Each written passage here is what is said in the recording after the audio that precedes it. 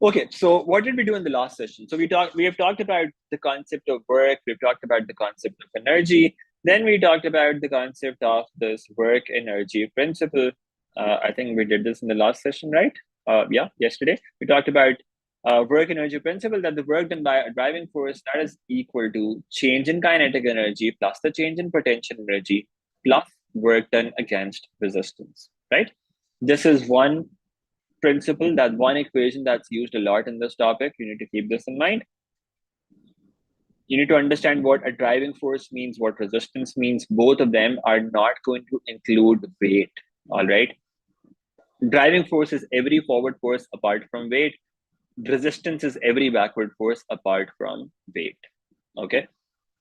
We talked about conservation of energy. If there's no driving force and no resistance, that means no external forces, then energy is conserved. In that case, we say energy, the total energy at every single point is going to remain the same. All right, that's what we talked about. We did one question, question number 7 from the worksheet. Then we talked about the concept of power. Power is defined as work done over time. And there's another formula that we derived from that, and that was power equals driving force into velocity. Okay. And we also talked about this, that this happens a lot in this topic, that you have to use the power equals driving force into velocity formula in combination with resultant force equals mass into acceleration, the Newton's second law of motion. So you need to keep that in mind. And also, we talked about this concept that acceleration is zero when velocity is at its maximum value. Now, the other two are obvious. When an object is at rest, acceleration is going to be zero. When velocity is constant, at that point as well, acceleration is supposed to be zero. But whenever they say that the object is moving at maximum velocity, or it is reaching maximum velocity, that means the acceleration is going to be zero at that point. Okay. All right, now let's try some questions from the worksheet. These were all the concepts that we did. Let's have a look at some questions now. So let's start with question number 8. So 2 of you have a problem in question number 8. So let's start with that.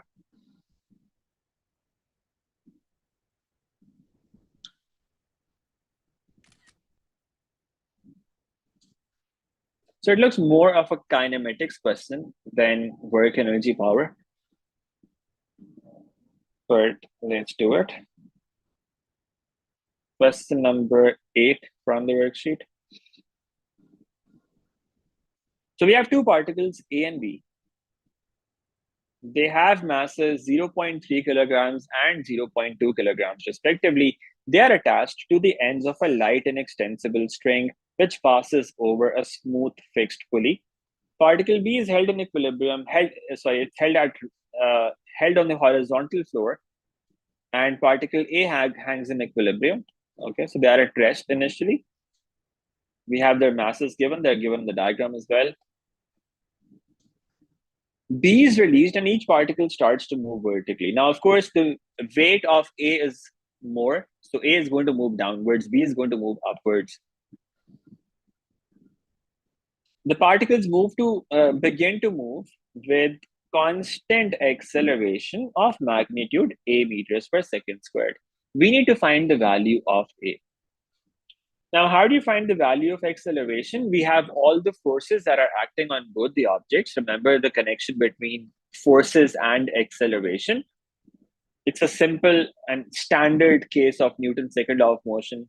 It's a very common question that you just have to apply Newton's second law of motion on both the objects separately. So if you look at object A, the weight of A is 3 Newton, that's acting vertically downwards. What about tension?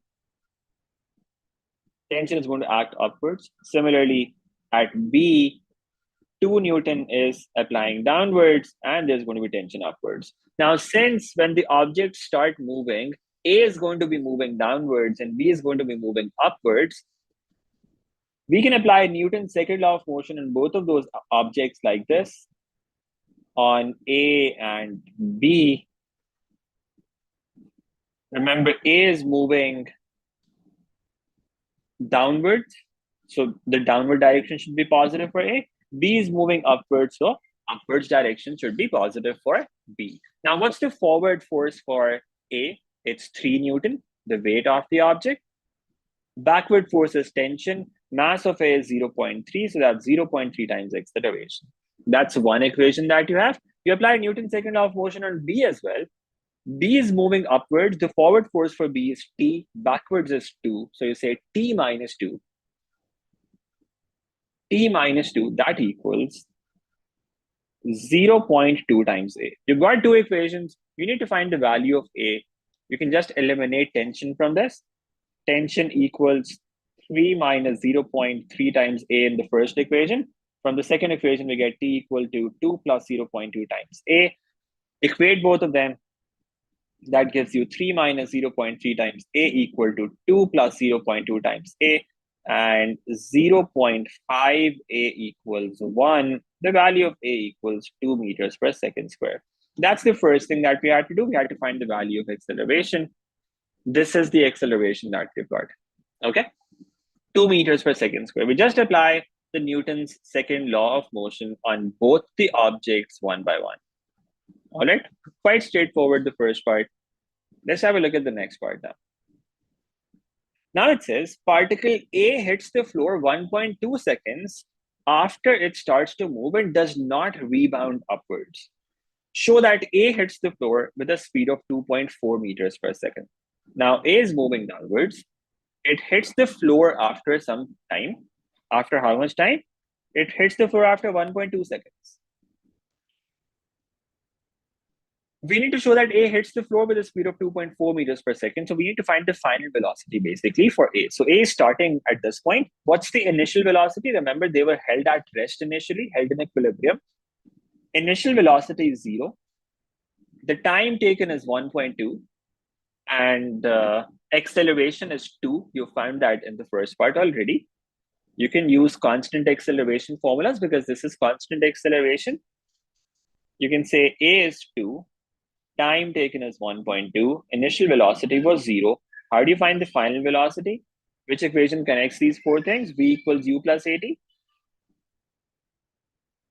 And that gives you V equal to 0 plus 2 into 1.2. And that gives you 2.4 meters per second. That's the velocity of A when it hits the floor. So this turns out to be 2.4. That's the velocity at which it hits the floor. Okay, that was also quite straightforward. Now the next part says, find the gain in gravitational potential energy by V from leaving the floor until reaching its greatest height. Gain in gravitational potential energy. Now, how is potential energy defined? Is mgh. What about gain? The change in potential energy, that will be mg into delta h, whatever is the change in height, right? Now, m is fixed, right? Mass of the object is not going to change. Gravity is fixed. The only thing that changes is h. So we basically need to figure out what is the maximum height that the particle B reaches. Once we have that maximum height, all we have to do is put that value of h inside this formula, and that will give you the gain in potential energy. That's all that we've got to do. Okay. So what's the maximum height that this particle reaches? Let's figure that out. Now, first try to understand the journey of particle B. It starts from the bottom, right? And at some point, it's going to reach this level here. Let's say this point is, this is where the particle B reaches when A hits the ground. When A is at the ground, B is going to be at the same level as A, right? Now, since A hit the floor with at a speed of 2.4 meters per second, can you say something about the speed of B at that point? A and B are connected, right? Speed of B at that point is also going to be 2.4 meters per second. That's going to be in the upwards direction. So velocity of B is going to be 2.4 meters per second upwards. So until this point, A and B are connected with the string, and the string is taut. And the speed of B is 2.4 meters per second at this particular point. Now at this instant, A hits the floor, and the question mentions that A does not rebound. Okay, so A is going to stay there on the floor. Now, is B going to stop at this point as well? Is B going to come to instantaneous stress and start moving downwards right at this point? What do you think? No, sir, it will move slightly upwards with the string being slacked a little bit. It will still move upwards because it has a speed of 2.4 meters per second. It can't come to rest immediately and start going down like this. It has an upwards velocity of 2.4. It's still going to go upwards. Once A hits the floor, this is what the string looks like, right? But now if B moves slightly upwards, what happens to the string? The string is no longer going to be taut, right? Because the length of the string is greater as compared to the distance between B and A after that. So the string is no longer going to be taut. That means it's not going to be straight. If it's slack, that means there's no tension after this point. So basically, there are two parts of the journey of the particle B. One part is, let's label this. I told you about this earlier as well. Labeling like this helps in your calculation because then you can just refer to these points like this. You can say the point where B started from, let's say that's X. When B reaches this point, Y, that is when A hits the floor. So let's say this is the part where the string is taut from X to Y. And then from Y, B still keeps moving upwards. Its speed is now going to reduce gradually because of gravity. Now it's going to be under gravity in free fall. Its speed will keep reducing until it reaches its maximum height, and then it's going to start coming down again. Now we're not concerned about the return journey. Just concerned about the maximum point it reaches. Let's call this point Z. In the YZ part, the string is slack. We have two parts of this journey, from X to Y and then from Y to Z. Right? Vertically, we have these two parts of the journey. Now let's consider each of those two parts one by one. So we have part XY of the journey, and we have part YZ of the journey. What do we know about these parts? For X to Y, we know, remember, B is moving upwards, so we're considering upwards positive for B. Okay, for B, we're considering upwards positive. What's the acceleration from X to Y while the string is taut? Acceleration is 2. Time taken is 1.2. Initial velocity was 0. Final velocity at the point Y, that was 2.4. We have already figured that out. Do we have the displacement from X to Y? Okay, no. So we don't have displacement. What we can do is we can find the height XY, the displacement from X to Y. Can we do that? From X to Y? We can use any equation that has S because the other four quantities are known. Let's use this, for instance, 2as equals v squared minus u squared. If we use this, that gives us 2 into 2 times s equals 2.4 squared minus 0 squared. And that's going to give you 2.4 squared divided by 4. What's that? 1.44. 1.44. This is the distance from X to Y, 1.44 meters. Okay. Now we need to think about what happens in YZ part of the journey while the string is slack. Remember, XY part is when the string is taut, and YZ part is when the string is slack. Now, what happens in that part of the journey? Do we know initial velocity? We know the velocity at Y. The velocity at Y was 2.4. So whatever was the final velocity in the first part of the journey, now it's the initial velocity for the second part of the journey from Y to Z. What else do you know? At the maximum point, the velocity is going to be 0. So we can say V is equal to 0. What else do we know? We know acceleration. It's free fall now because the string is slack. The only force acting is weight. Upwards is positive, gravity acts downwards. So the value of acceleration should be -10. And what are we looking for? We're looking for the value of s. Again, we can use the same equation. 2as equals v squared minus u squared. And that gives us 2 into -10 into s equals v squared, which is 0 squared minus 2.4 squared. And that should give you the result. That's -20s equals 2.4 squared. That is minus 5.76. And the value of s turns out to be 5.76 divided by 20. And that's 0.288. xy is 1.44. yz is 0.288.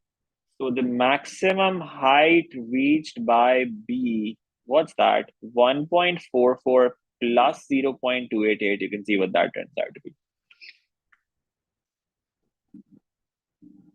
1.728. That's the maximum height reached by this particle B. Okay. Now, once we have the maximum height, can we find the gain in potential energy? It started from the floor. Let's consider floor as the ground level. What's the change in potential energy now? Gain in potential energy, that's mgh. We can say mg delta h, change in height. M was 0.2. The mass of B was 0.2 into G into change in height 1.728, and that should give you the result.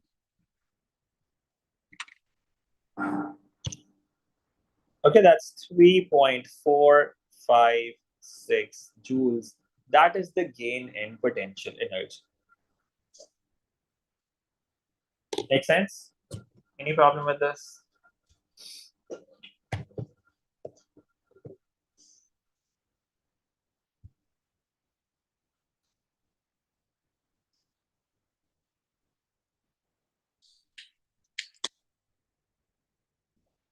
No questions? Okay, No, so that's how you would deal with this. Now let's have a look at the next question. This was question number 8 from the worksheet. Now,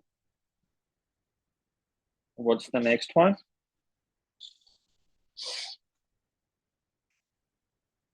20. Okay, let's try 20 now. Question number 20. Let's have a look at this.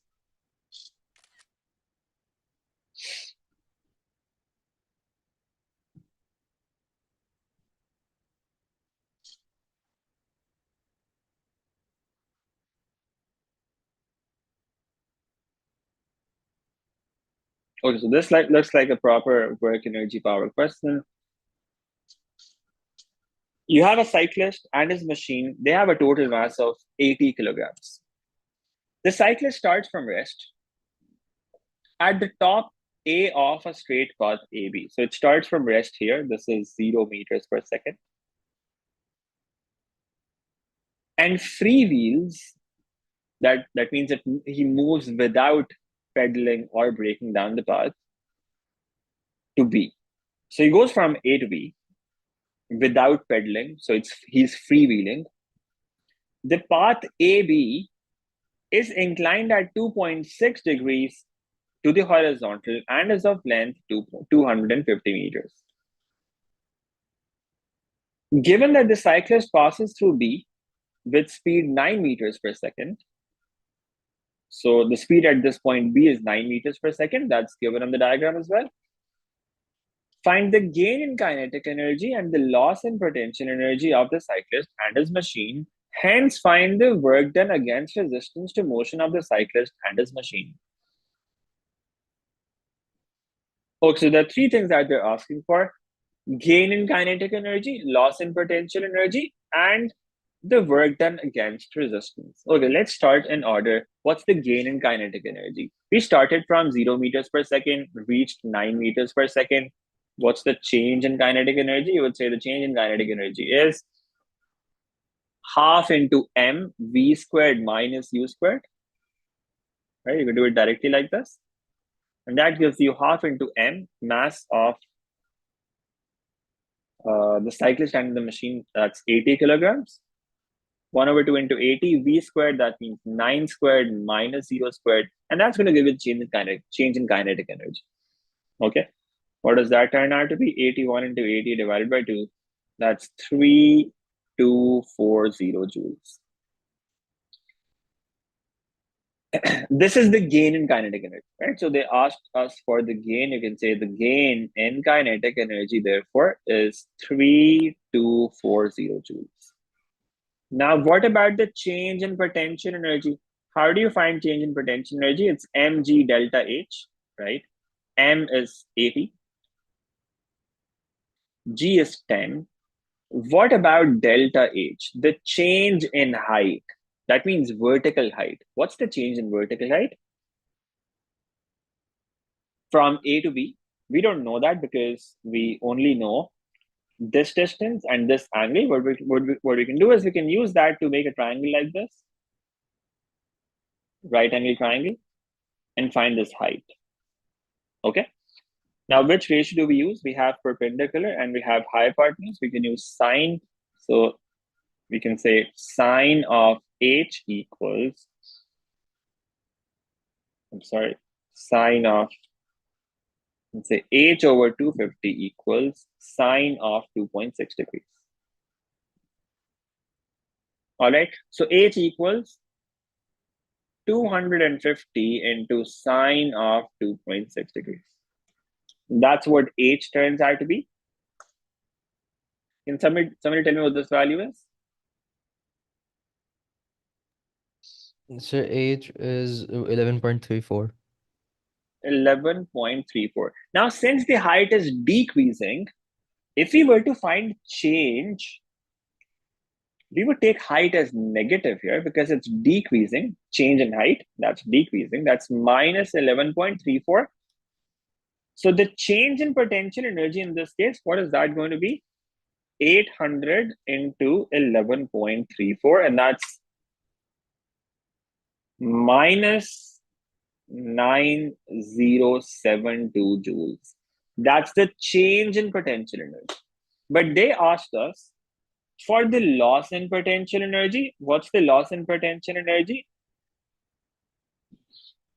The loss in potential energy is equal to 9072 joules. Loss word already contains this negative sign in a way.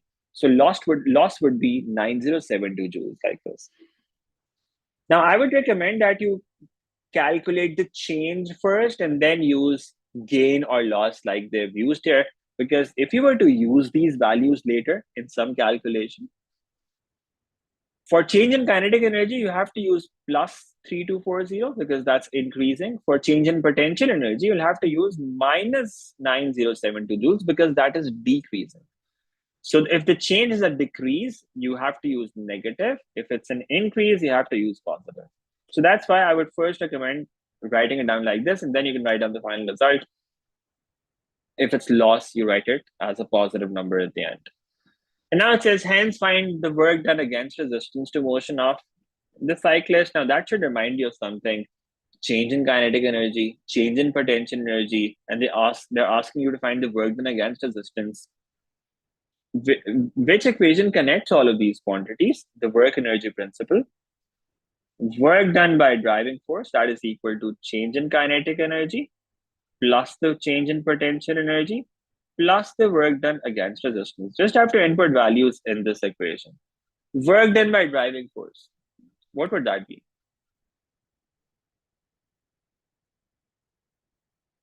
Work done by the driving force. What's the driving force?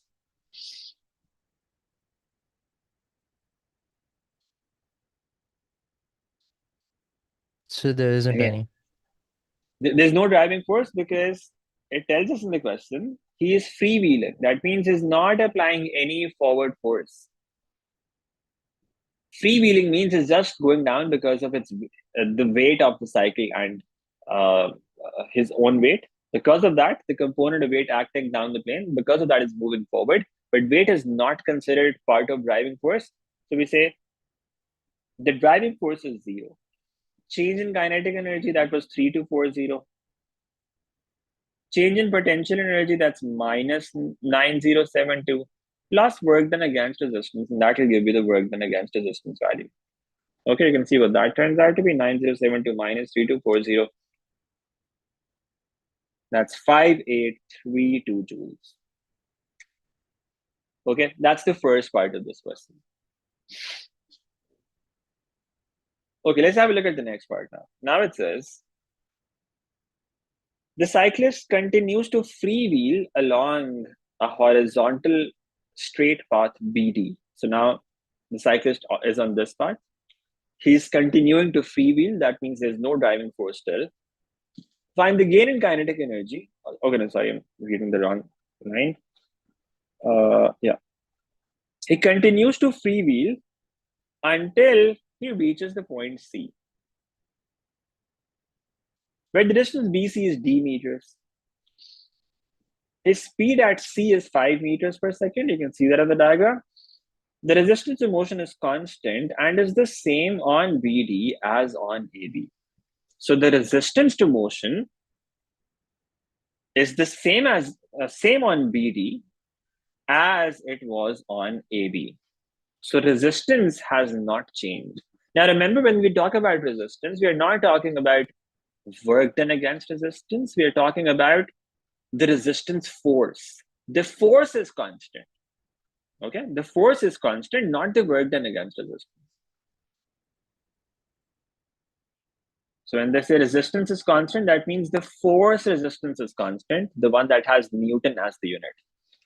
Now, we need to find the value of D here. D is the distance from B to C. Now, how do we understand this? Let's consider B to C part now. What do we know about B to C part? Let's try and apply this work energy principle again, because we're given change in kinetic energy. And we know the change in potential energy as well. Let's use that and see what we get from that. What's the work done by driving force from B to C? There's still no work done by driving force, right? Because it's still freewheeling. This is still 0. So this is for the journey from B to C.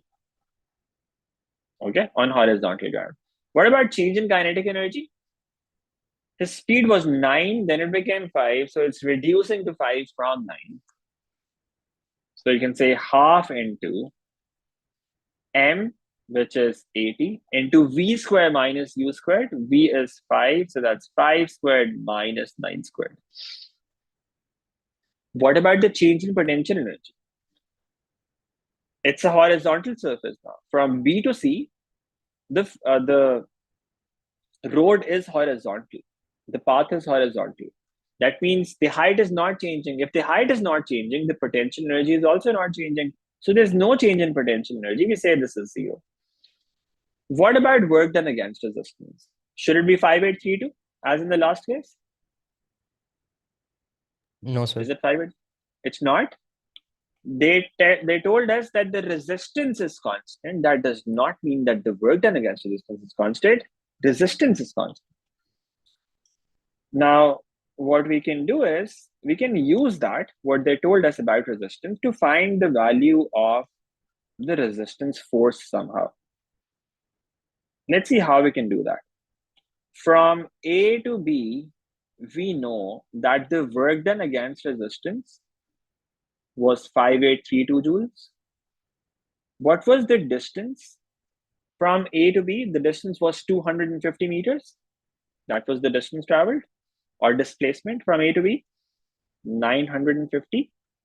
If you had to find the resistance force, remember the work done formula, W equals F into D. Work done is equal to force into displacement. This is work done against resistance. You can say work done is 5832. That equals force into displacement. What force are we talking about? Resistance. Resistance multiplied by the displacement, that is 250. I'm sorry, this was, yeah, it was 250, not 950. Displacement is 250. And that's going to give you the value of resistance. So you can see what the resistance turns out to be from this. 5832 divided by 250, that's giving me 27 23.328 Newton. This is the resistance that we have from the previous part. Now, since resistance remains constant, it's going to be the same from B to C as well. What's the work done against resistance then? Again, force into displacement. Force is 23.328, but now what's the displacement? The displacement from B to C is D. That's the displacement. So you say it's 23.328 times D, and now you can find the value of D from this and see what that turns out to be. Okay. 81 minus 25 into 40 divided by 20.32. Okay, so I think this should be 96.02. Is that okay? Is that what we get?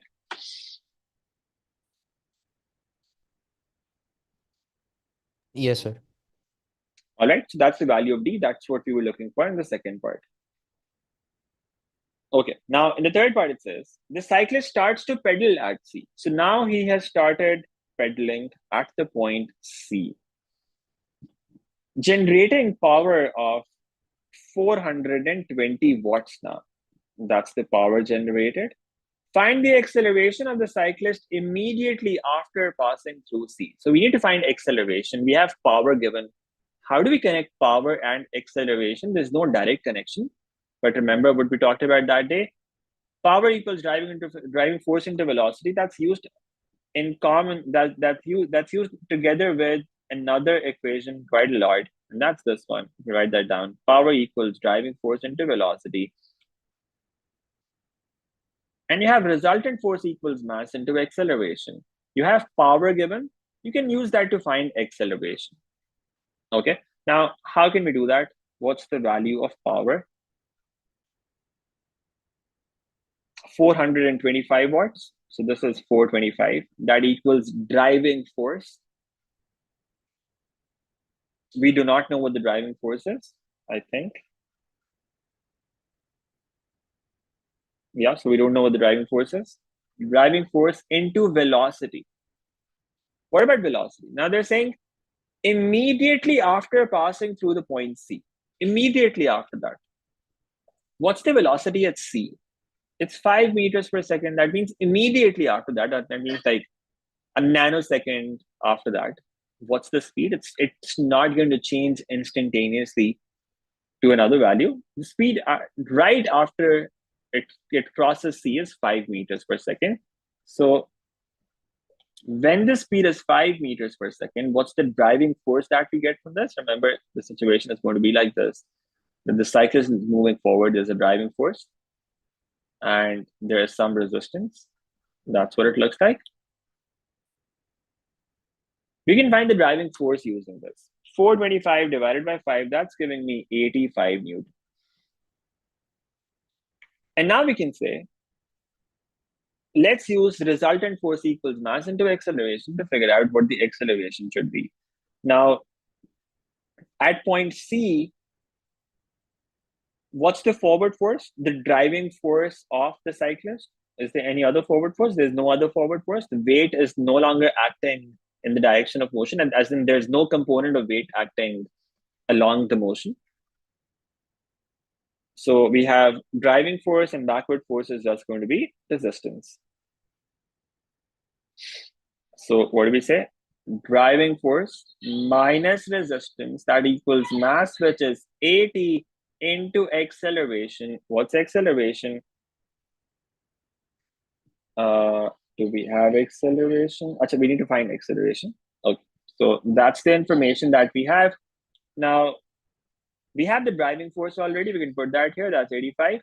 Resistance we knew has to remain constant. They told us that the resistance remains constant. What's the value of resistance that we found there? 23.328. Let's just put that here. 23.328. That equals 80 times A, and that's going to give you the value of acceleration. 85 minus 23.328 divided by 80, and that's giving me 0.7709. That rounds out to 771 meters per second squared. That's the acceleration in this part. Make sense? Yes, sir.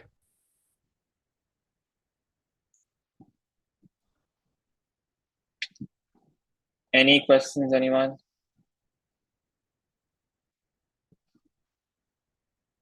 No? Okay, let's try the next one now. So the next one is,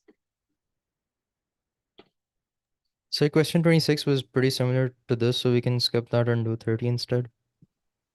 okay, sure. So let's have a look at 30.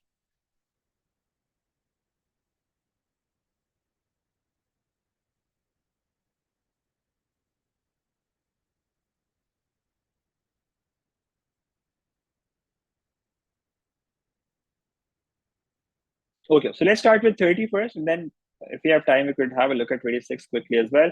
Okay, now this is going to take time. So let's do 30, then we end for today. Question number 30.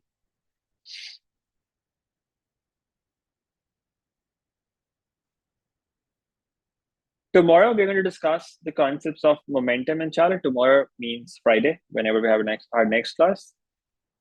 And then we should be done with our concepts. Okay. So make sure that you have your questions lined up for Saturday as well then. So we could do more practice on Saturday. What was the question number? 30. Okay, let's have a look at this now. So it says there's a smooth slide AB. It's a smooth slide. And it's fixed so that its highest point A is 3 meters above the horizontal ground. B is 8 meters above the ground. You can see that here as well. A particle P of mass 0.2 kilograms, mass of the particle is 0.2 kilograms, is released from rest at a point on the slide. At some point on the slide, so they haven't really mentioned until now what point that is. The particle moves down the slide, and after passing B, the particle continues moving until it hits the ground. Okay, so slide is only this part. And when it goes, when it moves out of the slide, it basically falls down like this. And this is the path that it follows to reach the ground, to hit the ground. Speed of P at B is VB, and the speed at which P hits the ground is VG.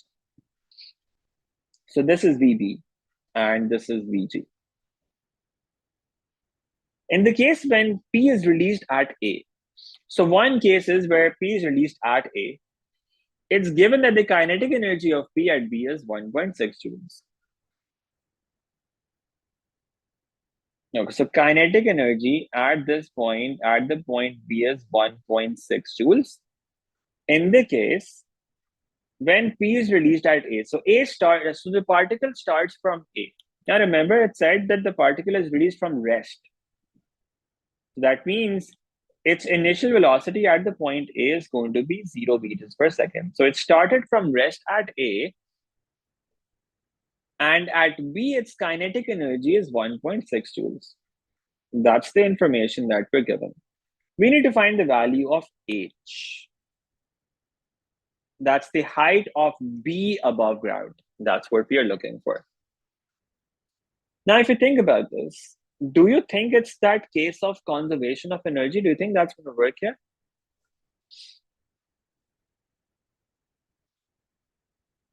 Yes, sir. Because there's no driving force, no resistance as well. There's no driving force, there's no resistance, there's no external force, right? There's no driving force, there's no forward force apart from weight, right? And there's no backward force. It's a smooth slide. Since it's a smooth surface, there's no friction. So there's no backward force as well. Almost in every question in which you have a curved surface like this, you would see that you will be using conservation of energy somehow, because mostly the surface is going to be smooth and there's going to be no driving force. If it's rough, of course, then the conservation of energy would not apply. But there are many questions like this in which you have a curved surface, which is smooth, and you have to use conservation of energy there. So that's something that you need to keep in mind. That in such problems, you often have to use conservation of energy, but you still need to check if the conditions are true. There should be no external force. That means no driving force, no resistance. If both of those conditions are met, we can say energy is conserved. So in this case, both of those conditions are met. So that means energy at A is going to be equal to energy at B. The total energy at A is equal to total energy at B. Let's use that. Kinetic energy at A plus the potential energy at A, that should equal kinetic energy at B plus the potential energy at B. Okay. Now, what's the kinetic energy at A? It's zero because the velocity was zero, the speed was zero. What's the potential energy at A? The height is 3, mass is 0.2, mgh. So that's 0.2 into 10 into 3. That should equal the kinetic energy at B. We know the kinetic energy at B, that's 1.6, plus the potential energy at B. We need to find the value of h. We can say it's mgh. So that's 0.2 into 10 into h. And that's going to give you the value of h. Okay, you can see what that turns out to be. What's this value? 2.2. 2.2. 2.2 meters. That's the value of h. All right, that's the first part. That's what we were looking for. This is 2.2 meters. Now it says, find the kinetic energy of the particle immediately before it hits the ground. So basically, right at this point, just before hitting the ground, what's the kinetic energy? Now, again, its energy remains conserved. So whatever was the total energy at A is going to be the same as the total energy at G. So now you can say the total energy at A, kinetic energy plus potential energy at A, that should be the same as the kinetic energy plus potential energy at G as well.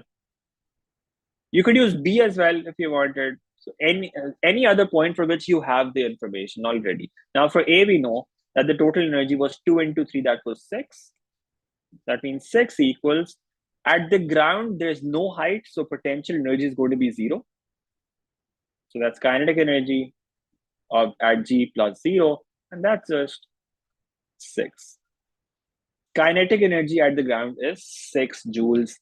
That is what we were looking for in the second part. Okay, that's 1B.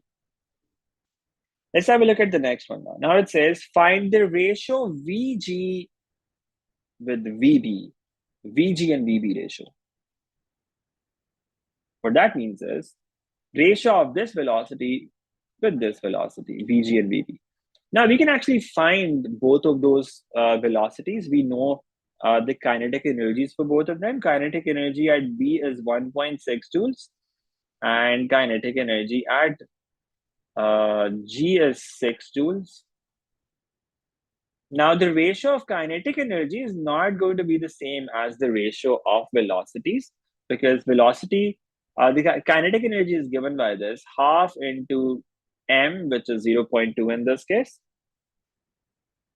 into VB squared, that should equal 1.6. And in the other case, we have half into 0.2 into VG squared equals 6. So from that, what we get is VB squared should equal 16 and VG squared should equal 60. 6 over 0.1, that should be 60. These are the ratios for their squares. What about the ratios?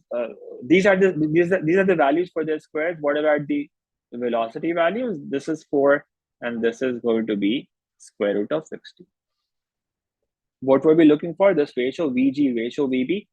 So VG ratio VB, we would say that's square root of 60 ratio 4.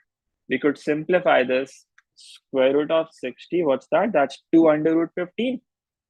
We could write it as under root 15 ratio 2. Or we could write it in decimals as well. This is 2 ratio 15. And 4, that's square root of 15 ratio 2. Or sometimes they write it in a form in which one of them is 1. So if we write it in that form,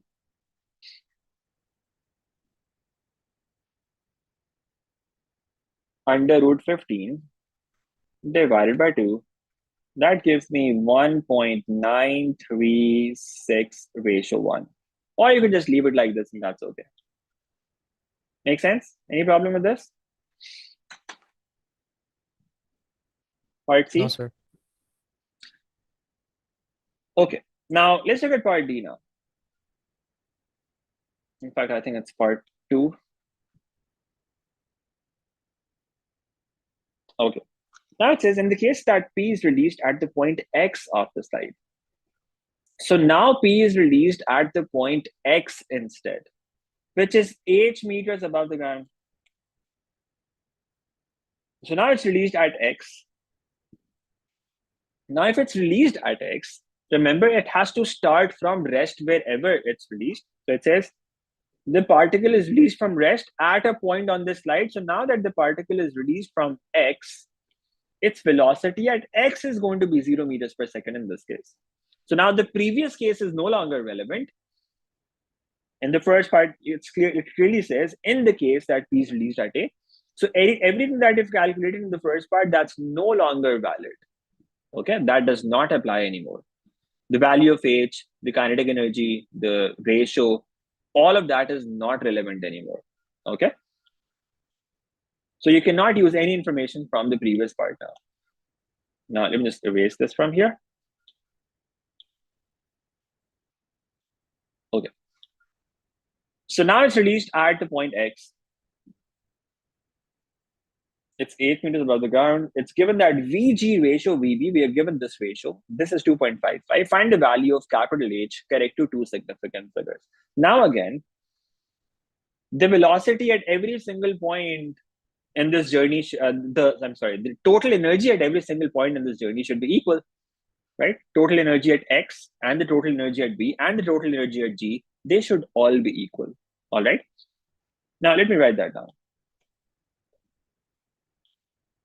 The total energy at all the points, that means kinetic energy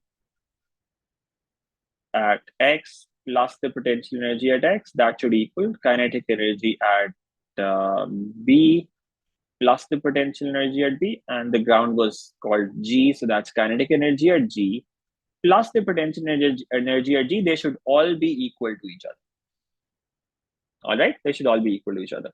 Now, we are also given that the ratio VG with VB is 2.55. VG with VB, that is 2.55. What that means is VG over VB, that is 2.55. And we could write it like this: VG equals 2.55 into VB. And that's what it means. VG in terms of VB. Okay. And now, since the total energy at every single point is supposed to be equal, let's see how we can connect them. Let's see which equation we should be using. What about the point X? What's the kinetic energy? The kinetic energy is going to be 0. So this is 0. Potential energy mgh, m is 0.2 into g into h, that's capital H. Okay, that means the total energy is supposed to be 2 times h. Okay, now let's see if we know the total energy at any other point. What about B? Do we know anything about B?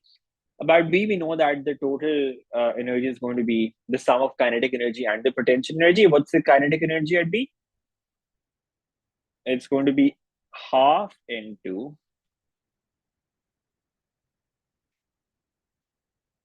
m, which is 0.2 into VB squared, plus the potential energy at B, that's m, which is 0.2 into 10 into height, which is small h now. Remember that previous number is no longer valid. Or is it? Let me think about it.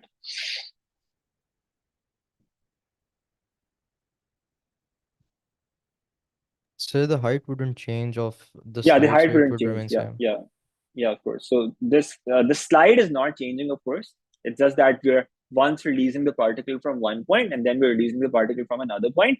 The height, the slide is fixed. So the slide is not changing, of course. So using one case, we have already found the height of the point B. So that is not going to change, right? So that cannot change, of course, because height is, the slide is fixed. So this is still 2.2, all right? So we know that. So h is known, therefore, that's 2.2. Now, what do we get from this? We get 0.1 VB squared plus 2 into 2.2, that's 4.4. This is what we get in the middle part.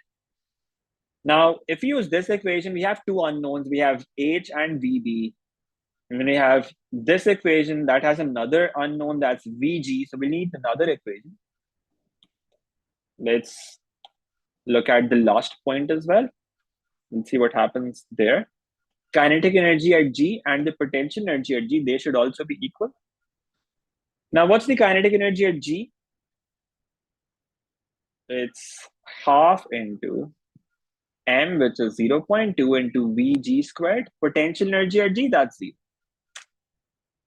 All right, because that's on ground, so the potential energy is going to be 0. That gives us multiple equations. Now, after this, it's just algebra. You have these three equations. Okay. This equals 0.1 Vg squared. What we need to find is this value of capital H. All right. So what we can do is, we could do something like this. We could say we have, so there are multiple equations that we can actually make here. We can equate these two. We can equate these two. We can equate these two. And we also have this equation. So we have 4 equations, 3 unknowns. We just have to eliminate Vg and Vb and find the value of H somehow. All right. Now, how can we do that? One idea could be that we use these two equations. That gives us 0.1 Vb squared plus 4.4. That equals 0.1 Vg squared. And from this equation, we input into this Vg equal to 2.55 Vb.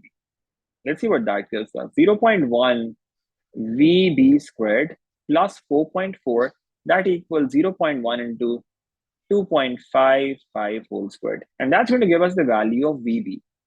Okay, let's see what Vb squared turns out to be. 2.55 squared multiplied by 0.1 minus 4.4 divided by 0.1. Okay, now that's weird. Let me do that again. 2.55 squared.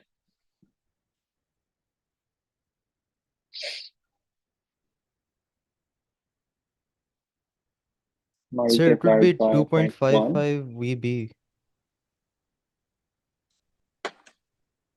Okay, yeah, sorry, I missed that. That was 2.55. Thank you for pointing that out. Otherwise, it would have taken time to figure that out. 2.55 VB.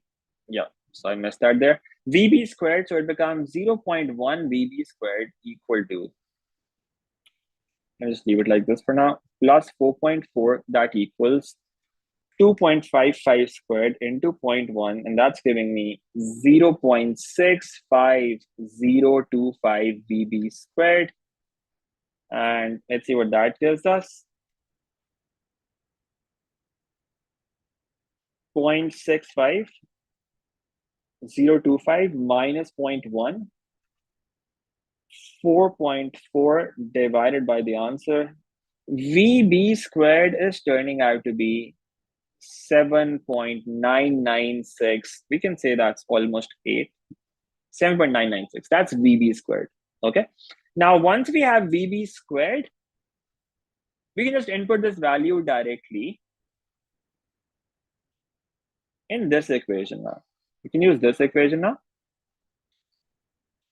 That's 2h equals 0.1 VB squared plus 4.4. Input the value of VB squared here. That's 0.1 into 7.996 plus 4.4. And that's going to give you the value of h into 0.1 plus 4.4 divided by 2. And that's 2.6 meters. Or you can say 2.60 meters rounded off. Now, you can also do a sanity check. Does that make sense on the diagram? 2.6 meters. This was 2.2, this was 3. So yeah, it's somewhere in the middle, 2.6. That makes sense. That's what the capital H turns out to be, 2.6 meters. Is that okay? Yes, sir. Now you could do it. You could solve it another way as well. You had a set of equations. You could solve those equations simultaneously by eliminating some other variables as well. That's perfectly okay. But these are the equations that you get. You just have to solve them simultaneously to find the value of H somehow. All right, I hope that makes sense. Now, tomorrow we're going to start momentum and finish momentum because that's just like 15-20 minute thing as far as the concepts are concerned. And then we'll do more practice after that. Now, those of you who are on YouTube, just a reminder, we have our past paper session starting from 13th of April.